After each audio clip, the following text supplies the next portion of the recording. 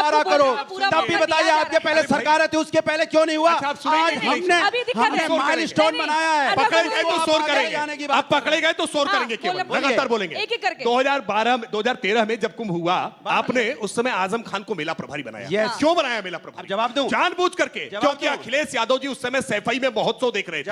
सैफई महोत्सव में किसी प्रकार का खलल न पड़ने पाए, आजम खान को जानबूझ करके सनातन योग का अपमान करने के लिए, उनकी भावनाओं का, इन्होंने आजम खान को बनाया था। और क्या हुआ? आजम खान को बनाने के बाद 2 दर्जन से ज्यादा लोगों की मृत्यु हुई भगदड़ में। ऐसा कुंभ देश ने कभी नहीं देखा था जिसमें इतने बड़े पैमाने पर भगदड़ हुई हो और श्रद्धालुओं की मृत्यु हुई हो। क्या बात करते हैं आज स्वीकार करिए। अच्छा, 2 सेकंड से ज्यादा नहीं बोलूंगा। देखिए, यही हिंदुस्तान है, सनातन है, जो सभी धर्मों का सम्मान करता है। यही देश है जिसमें किसी भी अगर हिंदू का वहां पे पर्व मनाया जा रहा है तो एक आजम खान साहब वहां पे अध्यक्ष बन सकते हैं। अरे सिर्फ हिंदुस्तान में हो सकता है, ये हिंदुस्तान में हो सकता है और कहीं नहीं हो सकता। इसीलिए सनातन महान है, इसीलिए सनातन महान है, इसीलिए सनातन जाने के लिए कुछ हिंदुओं को अनुमति दिला पाएंगे क्या? हज में जाने की अनुमति नहीं दिला पाएंगे। हम लोग ये बकवास बंद करिए। आप मस्जिद के भीतर तो हिंदुओं का कीर्तन करा नहीं सकते। धर्मों को अपनाता है, सभी धर्मों का सम्मान करता है, आप नहीं सम्मान करते। अनुराग भदौरिया जी, अब आपको सुनना पड़ेगा। सनातन को मानते हैं कि नहीं मानते? हिंदू धर्म को मानते हैं कि नहीं मानते? अनुराग भदौरिया जी, धर्मों का सम्मान करता है कि नहीं करता? अनुराग भदौरिया कुछ जी धर्मों का सम्मान करने वाले लोग हैं, इसलिए आप नहीं मानते सनातन को। हमें इस पे विश्वास नहीं है। चीखेंगे, चिल्लाएंगे, लगातार जवाब नहीं देंगे, पकड़ लिए गए हैं, झूठ पकड़ा गया है। कुंभ में स्नान करने जा रहे हैं, कुंभ में स्नान करने जा रहे हैं इस बार आप। ये तो वही बात हो गई, जैसे बार बार सवाल पूछा जाता है। ये सवाल पूछ रही, कुंभ में स्नान करने जाएंगे? अरे चुल्लू भर पानी लाइए इनके लिए। सुनने मेरी बात, चुल्लू भर पानी लाइए, चुल्लू भर पानी में डुबकी लगाएंगे। अरे तो एक बार, ये वो लोग हैं इसमें भी राजनीति कर रहे हैं, कुंभ पे भी कौन स्नान करने जाएगा नहीं जाएगा। अरे हम लोग तो आस्था वाले लोग हैं, हम लोग तो आस्था और सनातन को मानने वाले लोग, इसलिए गर्व से कहते हैं हिंदू हैं, क्योंकि हिंदू की परंपराओं को मानते हैं। आप विवेकानंद को नहीं मानते, विवेकानंद को जानते तो आप ये बात नहीं कहते। आप विवेकानंद क्या कहते पता है? विवेकानंद कहते थे जो समाज के अंदर में संप्रदाय की बात करते हैं, जो यहाँ पे जिस तरह का जो हमारे पास कट्टरपंथी की बात करते हैं, वो एक तरह से समाज का जहर है। विवेकानंद को पढ़ा आपने? आप विवेकानंद को नहीं पढ़ते, विवेकानंद की बात नहीं करते, नहीं जानते आप विवेकानंद। इसीलिए देख रहे हैं कि आज आपके जैकेट के ऊपर जनेऊ नहीं दिख रहा है। विवेकानंद पे एक सेकंड मोहसिन रजा जी, अभी आपने कहा कि आप जाएंगे, कुंभ में स्नान करेंगे। आपने बोला कि हम बतौर मुसलमान हैं लेकिन हम सनातनी हैं, सबको एक साथ लेकर आगे चलने में विश्वास रखते हैं। जो लोग समाज को बांट रहे हैं वो किसी भी धर्म से नहीं हो सकती, क्योंकि कोई भी धर्म बंटना नहीं सिखाता है। आज खुद योगी आदित्यनाथ जी जब आए, उन्होंने कहा कि बटेंगे कटेंगे कैसे ना रहे, हम तो बार बार ये कह रहे हैं कि एक रहेंगे तो सेफ रहेंगे। इसको किस तरीके से देखा जाए? क्योंकि जो लोग तुष्टीकरण की राजनीति कर रहे हैं वो बार बार बांटने का काम कर रहे हैं। कौन लोग कर रहे हैं? एक मिनट मैं बता, आपकी दोनों बातों का जवाब दूंगा। मैं पहले वो बात का जवाब देना चाहता हूं जिस पर हमारे समाजवादी के प्रवक्ता बहुत ज्यादा चटक रहे थे कि आपने ये सवाल क्यों पूछ लिया कि आप कुंभ जाएंगे कि नहीं जाएंगे। अभी थोड़ी देर पहले आपने देखा आदरणीय योगी आदित्यनाथ जी से भी सवाल पूछा प्रणव जी ने कि ये लोग क्यों नहीं गए राम मंदिर। ये राम के पापी लोग हैं, वहां जाएंगे डुबकी लगाने, इनको गंगा डुबो देगी। ये डर रहे हैं, वो जा नहीं सकते, ये जा नहीं सकते। वहां पर किस मुंह से जाएंगे? आशीर्वाद किसको मिला? राम के द्वार पर श्रद्धालुओं की हत्या कराकर पार्टी बनाकर खड़ी कर दी। इनसे आप उम्मीद करिएगा कि ये गंगा में डुबकी लगाएंगे, लेकिन इस बार ये कभी गंगा के आसपास नहीं जाएंगे। ये चले तो जाएं, ये जाकर तो देखें, ये वापस नहीं आएंगे, उससे वो उभरने नहीं देगी। क्योंकि वहां श्रद्धालु जाएगा सच्चे मन से जाएगा, आस्था से जाएगा। आपकी आस्था ही नहीं है, आपकी आस्था तो कहीं और है। आपकी आस्था जिनमें है उनको आज ठिकाने लगा रही है हमारी सरकार। तो जब सरकार ठिकाने लगा रही है तो चीख रहे हैं आप। अगर कहीं मंदिर निकल रहे हैं तो परेशान हो रहे हैं आप कि एक में तो हमने इतना बवाल कर लिया था, लेकिन अब क्या करें? अब पूरा देश आपके खिलाफ खड़ा हो गया, क्योंकि देश जो है वो नहीं बर्दाश्त करता आक्रांताओं को या ऐसे लोगों को जिनको आपने महिमा मंडन किया है, जिनको आपने संरक्षण दिया है। आप खूब संरक्षण देते हैं, आपने पूरी तरीके से संरक्षित किया। तुष्टीकरण की राजनीति आपने कांग्रेस ने मिलकर की है और अपराधियों को आपने महिमा मंडन किया। आज जो लोग पाताल में हैं वो आपकी सरकार में आपकी गोद में बैठते थे और आप उनके लिए मंच सजाते थे। क्या बात करेंगे आप? जवाब दे दूं? मैं आपको आप क्या बात करेंगे? अनुराग भदौरिया जी, अपराधीकरण आपने किया है। की राजनीति कौन करता है? अभी दूसरी बात, आप कटेंगे और बटेंगे पे आइए। आपको जवाब अब इन्होंने कहा कटेंगे। हमने एकता का परिचय देते हुए मैंने कहा कि आज आदरणीय योगी जी ने कहा कि कटेंगे तो बटेंगे। ये सामने लोग बैठे हैं, ये एकता की निशानी है। जब तक हम एक रहेंगे, वरना विश्व स्तर पर देख लीजिए जो बटे हैं वो हमेशा कटे हैं और उनको पहले आक्रांताओं ने काटा है। आज हमारा देश एक साथ खड़ा है, सब भारतीय एक साथ खड़े हैं।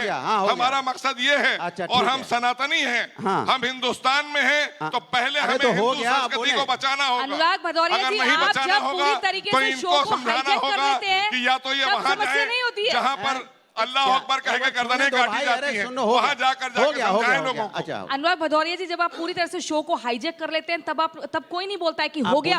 अब आप सुन लीजिए, वो ही कह रहे हैं मोहसिन रजा जी कि आप अगर जाएंगे स्नान करने तो एक तो जवाब नहीं दे रहे, हो सकता है डूब जाए। लेकिन हम एक खबर चला रहे थे रिपब्लिक भारत पर कि योगी के योद्धा इस बार इतनी आधुनिक तकनीकों से इस कुंभ के मेले को बना रहे हैं कि कोई डूब भी नहीं पाएगा, डूबने वाले को भी बचा लिया जाएगा, है ना, ड्रोन कैमरे के जरिए बचा लिया जाएगा। तो आप जाइएगा, डूबने का खतरा भी नहीं रहेगा। बताऊं? हाँ, दूसरा देखिए, इन्होंने पूछा अयोध्या में, अरे भैया अयोध्या में प्रभु राम का आशीर्वाद तो मुझे मिला, आप तो वहां डूब ही गए।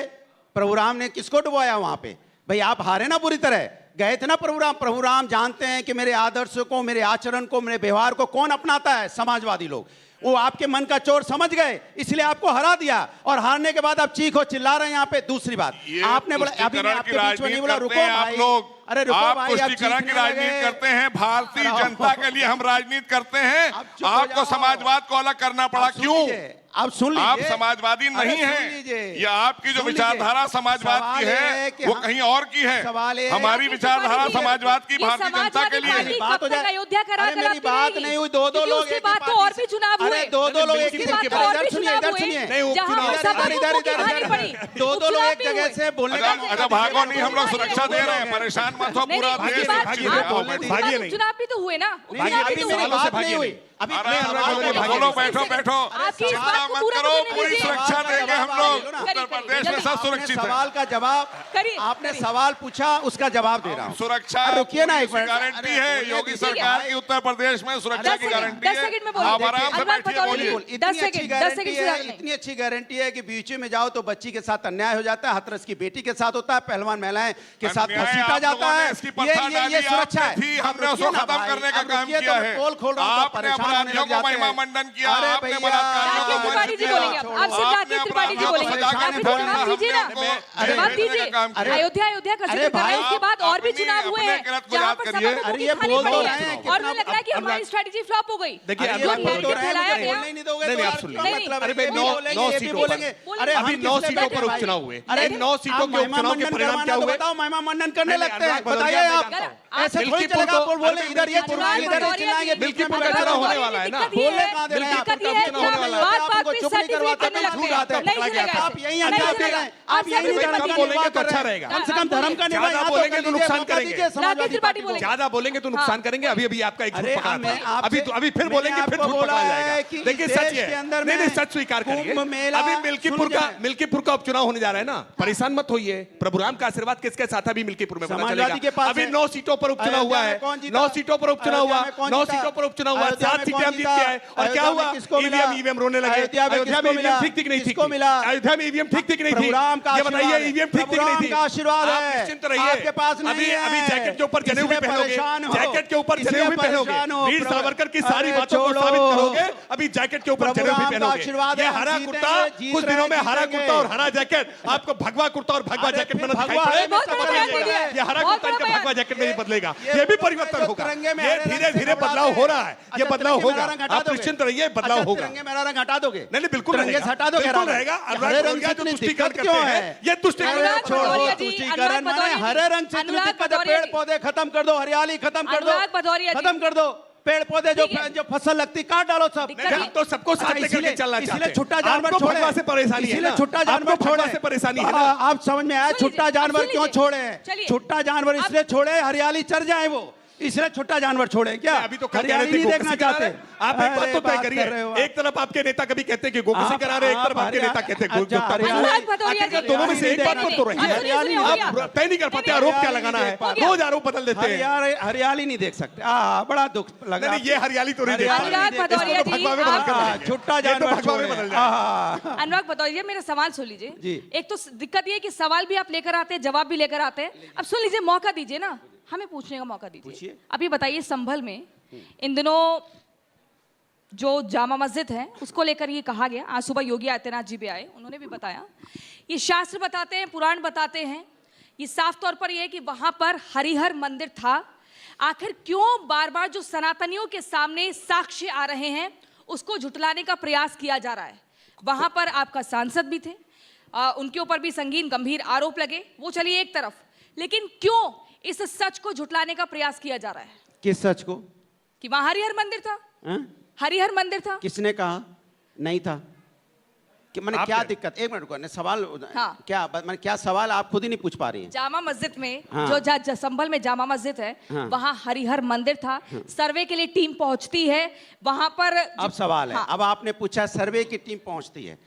इस समाज के अंदर में, हिंदुस्तान में हिंदू, मुस्लिम, सिख, ईसाई, अगड़े पिछड़े सब मिलके रहते हैं और यही सनातनी कल्चर है, यही हिंदू। इसलिए हिंदू लोग क्यों कहते हैं कि हम गर्व से कहते हैं हम हिंदू हैं? क्योंकि वो सभी धर्मों का सनातन सम्मान करता है, किसी की आस्था को ठेस नहीं पहुंचाता है। तभी हम कहते हैं कि हम लोग सहिष्णु हमारा माना जाता है हिंदू धर्म, क्योंकि हम सबका सम्मान करते हैं, जो बाहर से भी आए उनका भी सम्मान करते हैं। लेकिन आप क्या कर रहे हो? अगर आप वहां पे